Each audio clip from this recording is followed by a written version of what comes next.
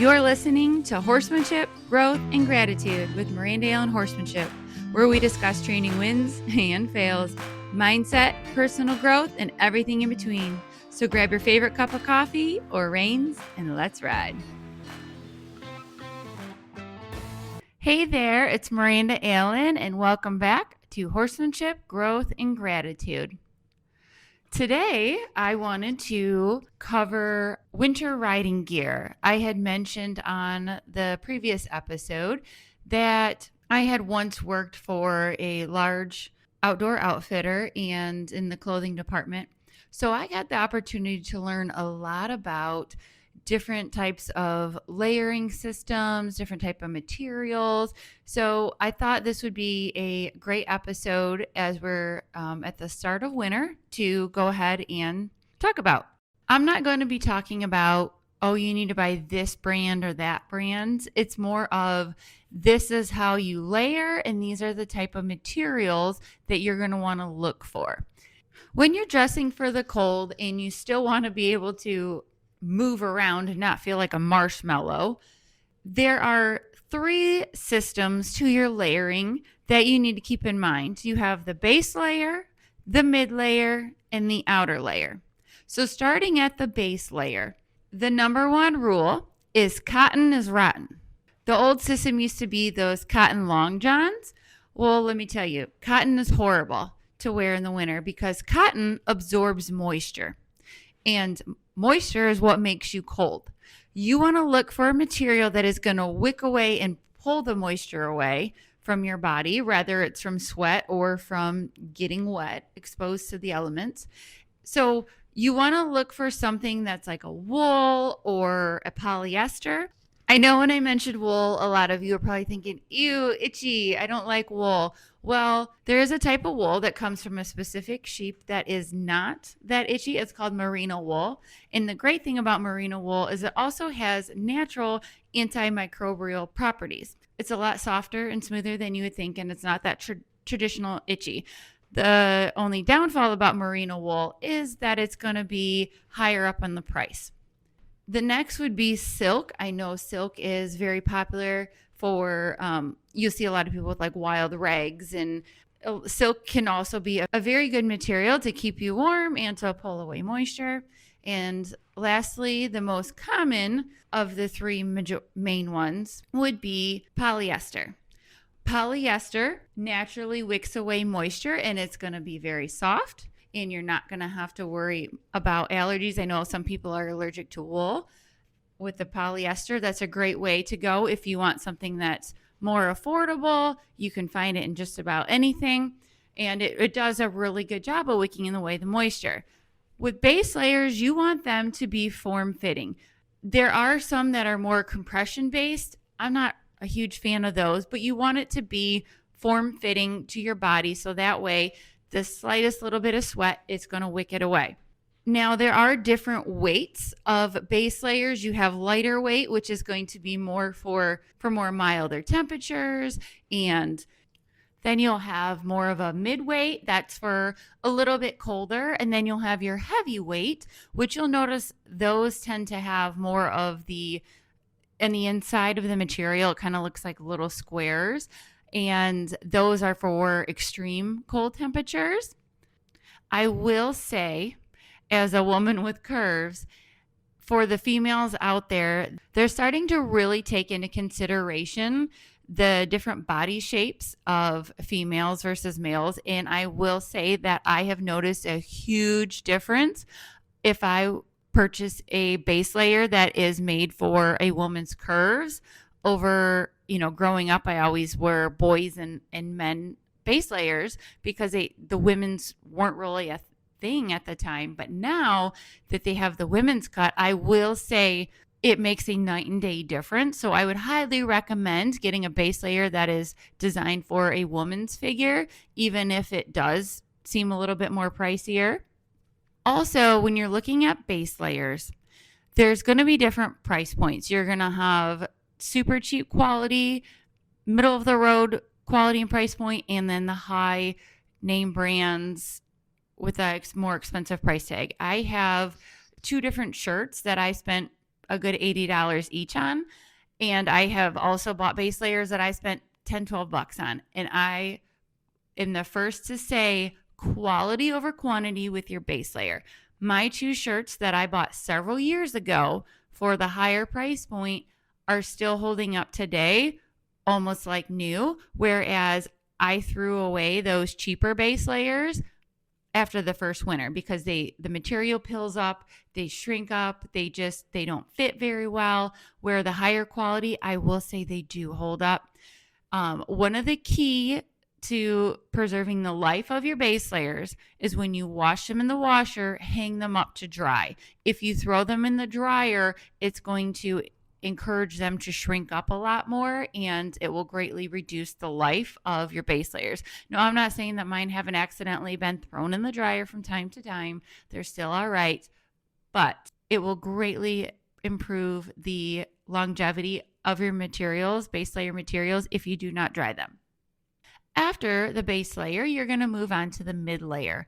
Now, the mid layer is going to be the variable. Sometimes in more mild temperatures, you don't even need a mid layer.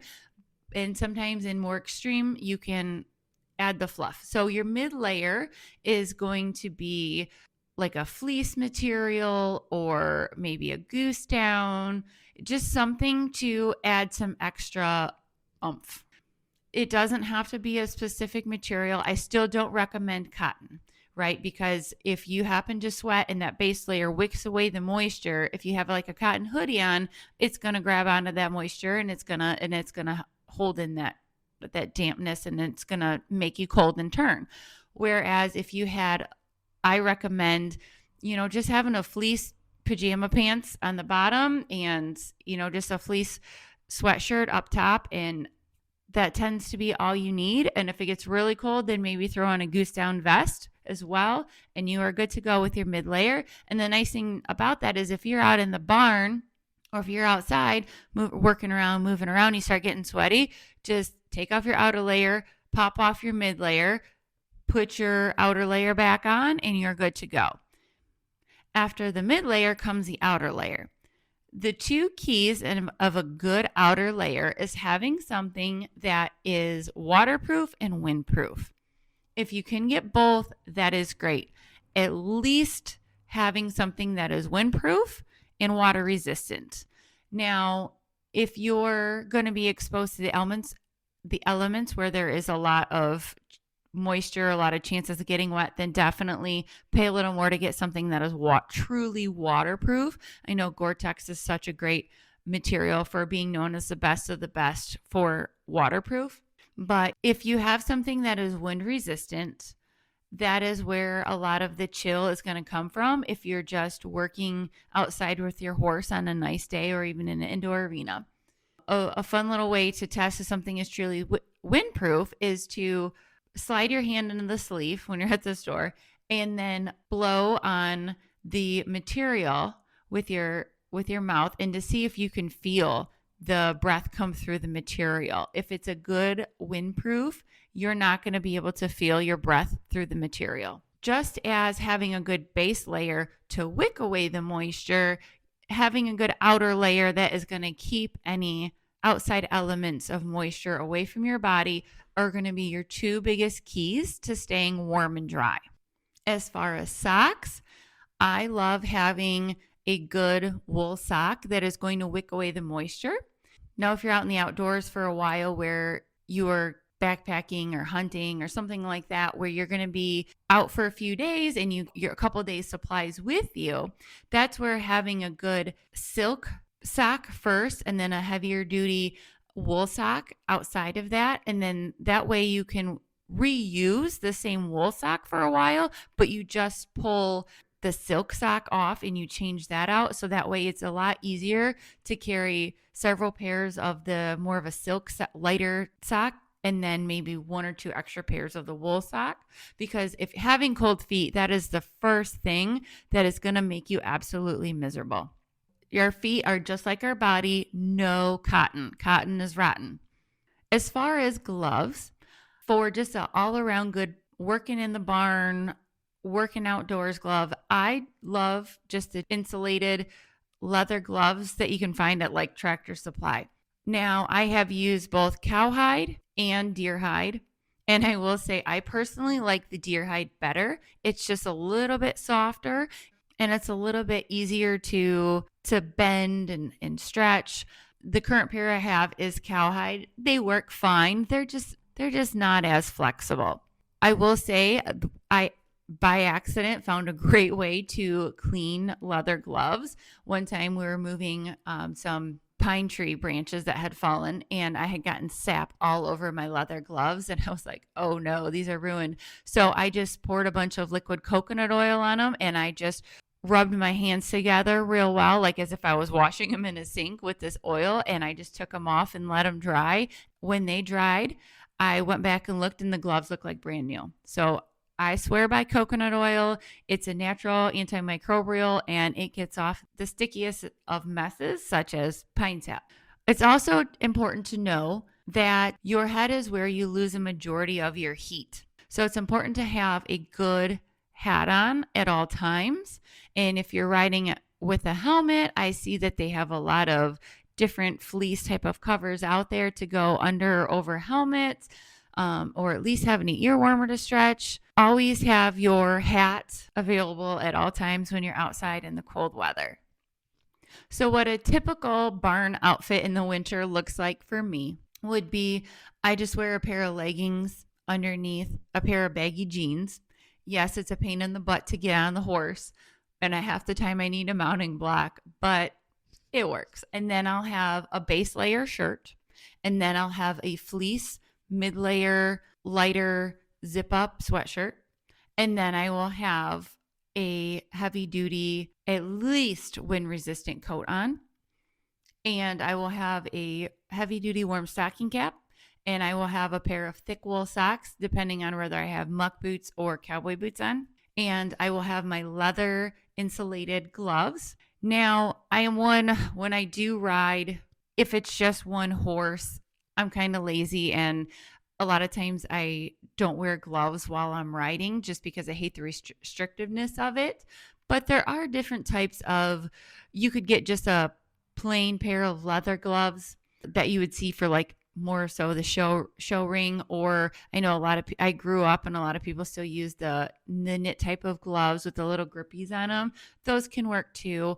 I just personally am very picky and particular about the feel of the rein, so I just don't ride with gloves. And then every once in a while when I'm just cooling out my horse, I'll just stick my hands back in my pockets or back in my gloves in my pockets and warm them back up for a few minutes. And there are also heated vests and coats that you can look at now. We do have one heated jacket in our family that my husband and I fight over in the winter. I haven't used it in the barn yet. However, I have used it outdoors and it is amazing. So that could be something as well to work really well to keep your core warm. Those are my tips and tricks for layering to staying warm in the winter. I hope they helped. If there are any tips and tricks that you would like to share, please send them on in. I would love to hear it. And I hope you all have a great winter. And just remember, it's about staying dry and keeping your core warm. If you can do those two things, you will be just fine this winter. Thanks for tuning in to Horsemanship, Growth, and Gratitude with Miranda and Horsemanship. If you've enjoyed this episode, I would love for you to follow the podcast and share it with a friend who loves horses as much as we do.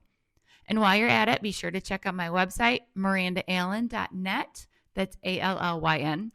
To stay updated on the launch of my upcoming online course, Essentials of Horsemanship. And until next time, remember, horsemanship is in the details.